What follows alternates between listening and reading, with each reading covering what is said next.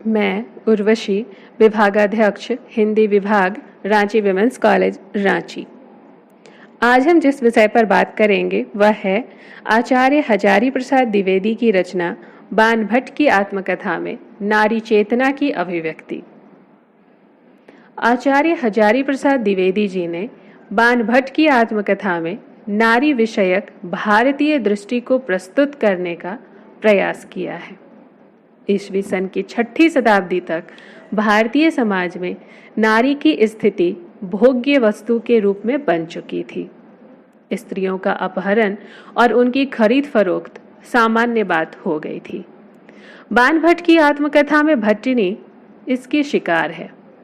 वह प्रतापी सम्राट तुवर मिलिंद की कन्या है, पर दस्यु उसका अपहरण कर लेते हैं और उसे हर्षवर्धन के एक सामंत के हाथों बेच देते हैं। निपुणिका और बाणभट्ट के प्रयत्न से उसका उद्धार होता है। इस सामंत के अंतःपुर में कई बालिकाएं ऐसी हैं। महामाया भैरवी भी एक ऐसी ही बालिका है, जिसका विवाह धूर्तों ने महाराज ग्रहवर्मा से करा दिया था।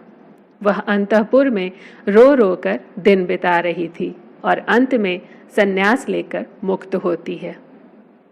एक जनसभा को संबोधित करती हुई वह कहती हैं, इस उत्तरापथ में लाख लाख निरीह बहुओं और बेटियों के अपहरण और विक्रय का व्यवसाय क्या नहीं चल रहा है?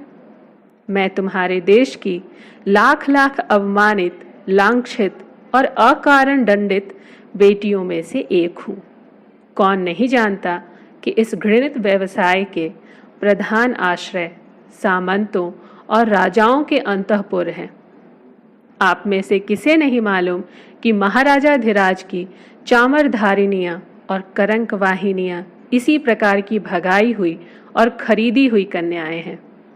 इसी प्रकार निपुणिका की व्यथा उसके इन प्रश्नों से प्रकट होती हैं, जिन्हें वह बाणभट्ट से पूछती है। मेरी ही शपथ लेकर तुम सत्य सत्य कहो, मेरा कौन सा ऐसा पाप चरित्र है जिसके कारण मैं दुख की भट्टी में आजीवन जलती रही? क्या स्त्री होना ही मेरे सारे अनर्थों की जड़ नहीं है? आचार्य हजारी प्रसाद द्विवेदी ने नारी महिमा का जो रूप खड़ा किया है वह अनूठा है। बाणभट्ट की आत्मकथा में एक भी ऐसा नारी पात्र नहीं है जो अपने चरित्र से स्त्री की गरिमा को बढ़ाता नहीं हो। भट्टिनी, निपुणिका, महामाया, सुचरिता आदि सभी प्रमुख स्त्री पात्रों का ऐसा आदर्श हमारे सामने है जो वंदनीय है। विभिन्न पात्रों के द्वारा नारी के संबंध में व्यक्त कराए गए विचार भी द्विवेदी जी के नारी विषयक दृष्टिकोण को स्पष्ट करते हैं। महामाया भैरवी भट्टिनी से कहती हैं, हाँ बेटी, नारीहीन तपस्या संसार की भद्दी भूल है।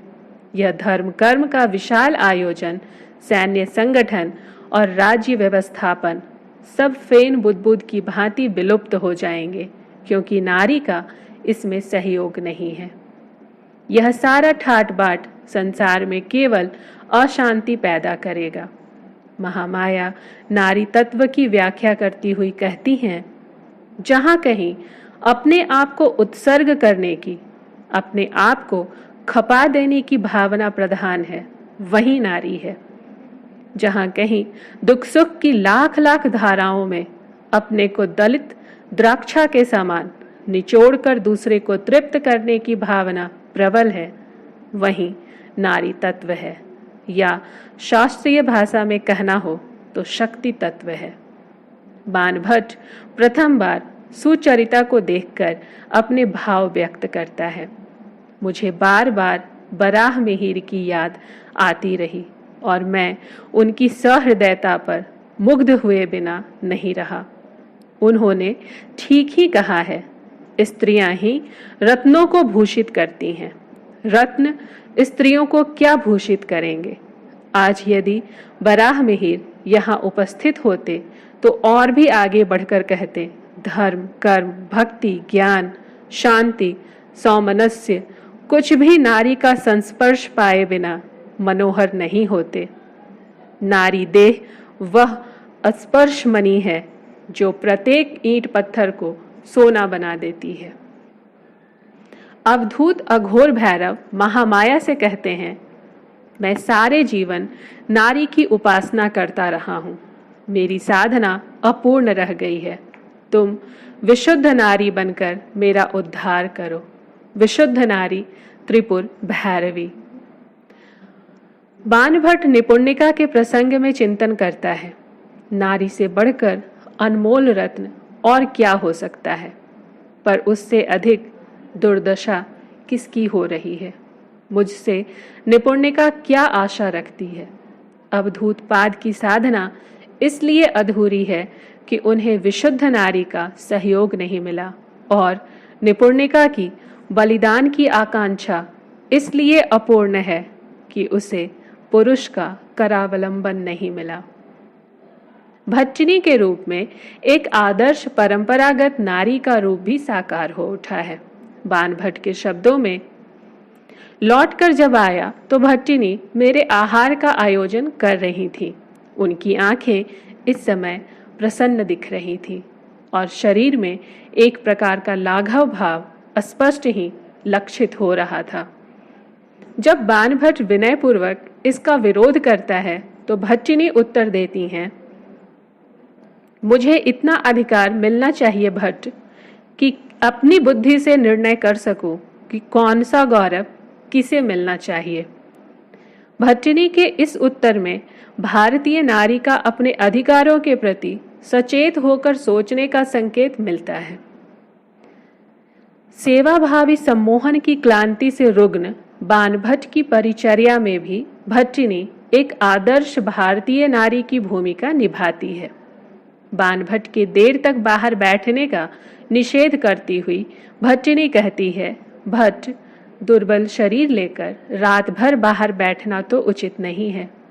वह उसे भीतर जाकर सोने का आदेश देकर चली जाती है। यहाँ भी नारी का भव्य वत्सल रूप प्रकट हुआ है। द्विवेदी जी भी मानते हैं कि जो प्रेम लोक मंगल के भाव और कर्तव्य बोध से संपन्न नहीं होता, वह एकांगी और क्षणिक होता है। भट्टिनी का बाणभट्ट के प्रति प्रेम लोक मंगल और विश्व मंगल के साथ जुड़कर मनोहर बन गया है। भट्टिनी की कामना है कि भारतवर्ष बार बार क्रूर और आततायी दस्युओं से पदाक्रांत न हो, उनके द्वारा स्त्रियों और बच्चों का, ब्राह्मणों और श्रमणों का, वृद्धों और बालिकाओं का संहार न हो। ये दस्यु अब भारत को मुक्त करें, मंदिरों और बिहारों का ध्वंस बंद करें, ग्राम और नगर को जलाकर भस्मीभूत न करें। महामाया भी इस समस्या के समाधान के लिए जन जागरण का संदेश देती हैं। भट्टिनी महामाया से सहमत है कि राजाओं और राजपुत्रों की ओर ताकते रहने से आर्यावर्त का उद्धार नहीं होगा, पर उसकी दृष्टि में यह अर्ध सत्य है। वह एक ऐसे विश्व की कल्पना करती है जिसमें युद्ध हो ही नहीं। वह इस सत्य को सामने रखना चाहती है कि यवन और भारतवासी दोनों ही मनुष्य हैं। महामाया जिन्हें यवन कह रही हैं, भट्टिनी की दृष्टि में वे भी मनुष्य हैं। भेद इतना ही है कि उनमें सामाजिक ऊंच नीच का कोई भेद नहीं है। जहां भारतवर्ष के समाज में 1 सहस्त्र स्तर हैं, वहां उनके समाज में कठिनाई से 2-3। वह बाणभट्ट से कहती है, तुम उनके दुर्धर्ष रूप को जानते हो, उनके कोमल हृदय को एकदम नहीं जानते। क्यों भट्ट? ऐसा नहीं हो सकता कि ऊंची भारतीय साधना उन तक पहुंचाई जा सके और निकृष्ट सामाजिक जटिलता यहाँ से हटाई जा सके। जब तक ये दोनों बातें साथ साथ नहीं हो जाती, तब तक शाश्वत शांति असंभव है। वह बाणभट्ट से इसी पूर्ण सत्य का प्रचार करने को कहती है। भट्टिनी को भारतीय भागवत धर्म में यह पूर्णता दिखाई देती है। वह बाणभट्ट से कहती है, तुम इस मलेच्छ कही जाने वाली निर्दय जाति के चित्त में संवेदना का संचार कर सकते हो, उन्हें स्त्रियों का सम्मान करना सिखा सकते हो, बालकों को प्यार करना सिखा सकते हो। वह एक गहरी पीड़ा के साथ कहती है, एक जाति दूसरे को मलेच्छ समझती है, एक मनुष्य दूसरे को नीच समझता है। इससे बढ़कर अशांति का कारण और क्या हो सकता है भट्ट? तुम ही ऐसे हो जो नरलोक से लेकर किन्नर लोक तक व्याप्त एक ही रागात्मक हृदय, एक ही करुणायित चित्त को हृदयंगम करा सकते हो। आरंभ में बाणभट्ट इस बात को पूरी तरह से समझ नहीं पाता।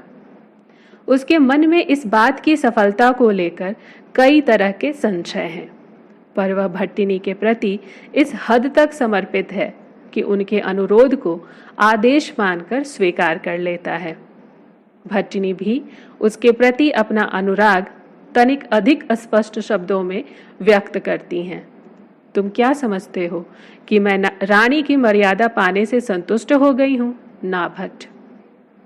वह यहां तक कह जाती है कि हमारे तो सर्वस्व तुम ही हो, और अंत में आर्यावर्त को बचाने के लिए, मनुष्य जाति को बचाने के लिए भट्टिनी और बाणभट्ट एक हो जाते हैं और इस उद्देश्य के निमित्त स्वयं को समर्पित कर देते हैं। व्यापक लोक मंगल की भावना में प्रेम की यह परिणति मानव आदर्श का जीवंत रूप है। आचार्य हजारी प्रसाद द्विवेदी के अनुसार धर्म का अर्थ आंख मूंद कर कर्तव्य पालन करना नहीं है।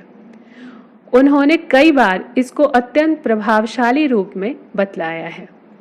वह कंचुकी के माध्यम से बताते हैं, कंचुकी का काम अंतःपुर की कुलवधुओं की रक्षा करना है, लेकिन 2 बार उससे इस कर्तव्य का पालन नहीं हुआ। वह भट्टिनी से कहता है, प्रीत हूँ बेटी, आज मेरा परिताप धुल गया है। मौखरियों के अंतःपुर की मान रक्षा न कर सकने का क्षोभ आज मेरे मन से दूर हो गया है। 20 वर्ष से मैंने कंचुक धारण किया है। इस लंबी अवधि में केवल 2 बार मुझे कर्तव्य से च्युत होने का अपराध स्वीकार करना पड़ा है। पर त्रिपुर भैरवी की कुछ ऐसी विचित्र माया रही है कि दोनों ही बार मेरे अपराधों से जगत को लाभ हुए हैं। भट्टिनी की घटना के पूर्व मौखरी राजा ग्रहवर्मा के अंतःपुर से उनकी रानी महामाया संन्यास ग्रहण कर निकल गई थी और इस कंचुकी ने उसे जाने की अनुमति दे दी थी। और अब भट्टिनी को दोनों बार वह अपने धर्म के पालन में अक्षम रहा, पर इससे जगत का कल्याण हुआ। भट्टिनी और महामाया की मुक्ति से ही भारतवर्ष में हुनों के आक्रमण से रक्षा हुई। दोनों के साथ ही घोर सामाजिक अन्याय हुआ था। दोनों अन्याय पीड़ित थी। कंचुकी को लगा कि वह अपने धर्म पालन में अक्षम रहा है।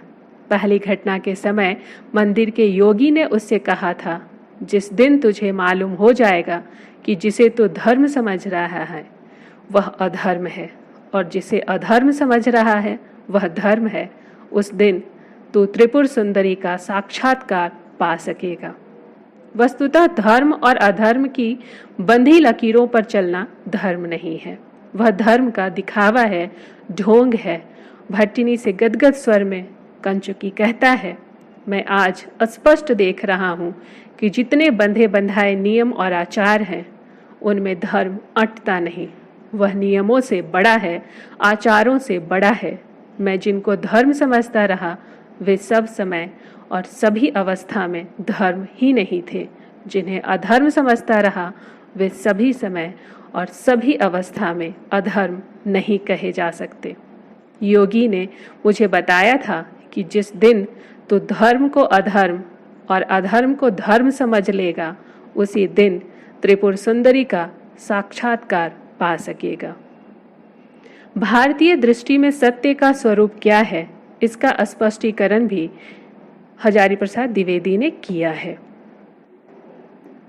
वस्तुतः यह उपन्यास भारतीय संस्कृति का दर्पण है और इस उपन्यास में आचार्य हजारी प्रसाद द्विवेदी ने नारी की चेतना की अभिव्यक्ति को प्रस्तुत किया है।